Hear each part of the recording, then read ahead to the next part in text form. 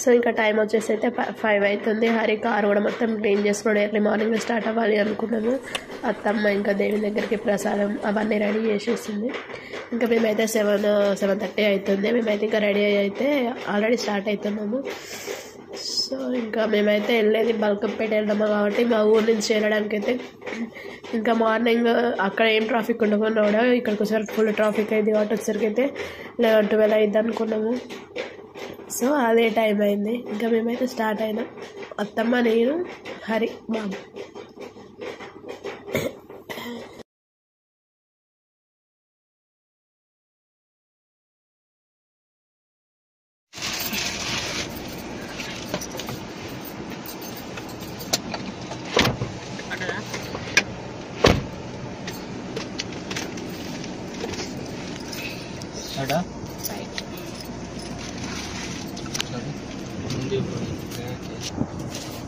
So ఇంకా వెళ్తుంటే దారిలోనైతే ఇక్కడ మామిడి తోట ఉంటుంది.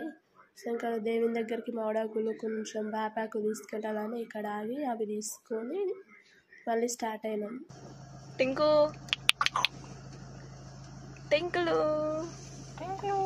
ఎందుకో డల్ అయిపోయింది ఈరోజు అయితే. పొద్దున్నే లేచిండు అనమాట 4 గంటలకు. అందుకని అట్లా చూస్తుండు బిత్తిరి. టింకమ్మా ఎడికి పోతున్నామే? ఆన్ తింటావా?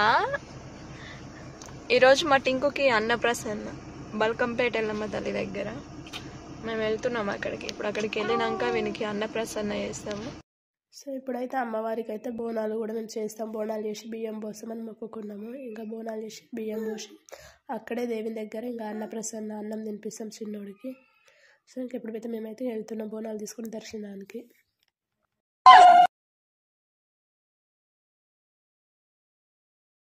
సో అమ్మవారికి అయితే ఇంకా బోనాలు పెట్టి బియ్యం వేయడం అయిపోయింది దర్శనము. ఇంకా ఇప్పుడు చిన్నోనికి అయితే అన్నప్రసన్న స్టార్ట్ చేయాలి.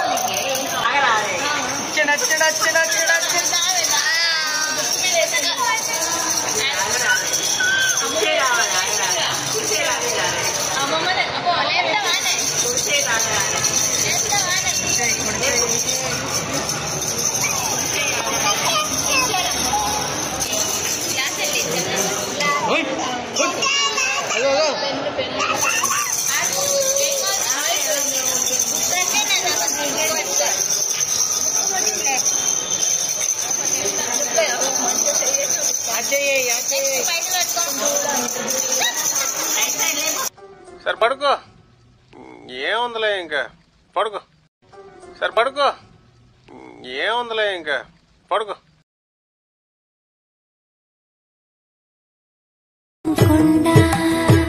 సడి చేయకుండా ఎదలోని వెన్న దోచేనే ఏ చోటు లాగే.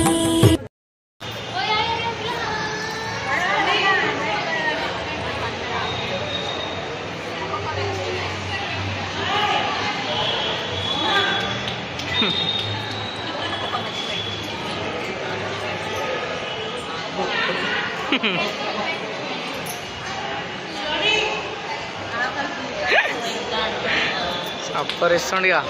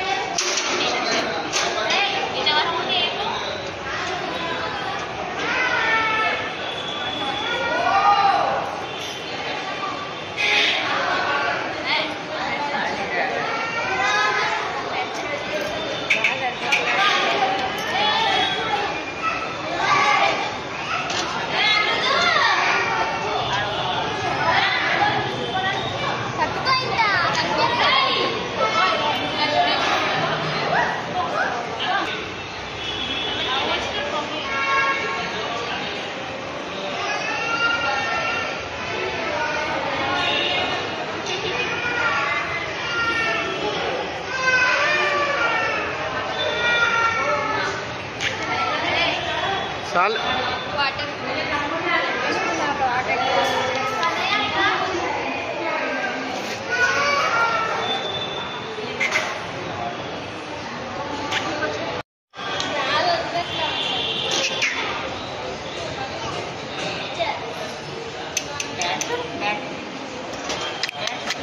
ఇంకో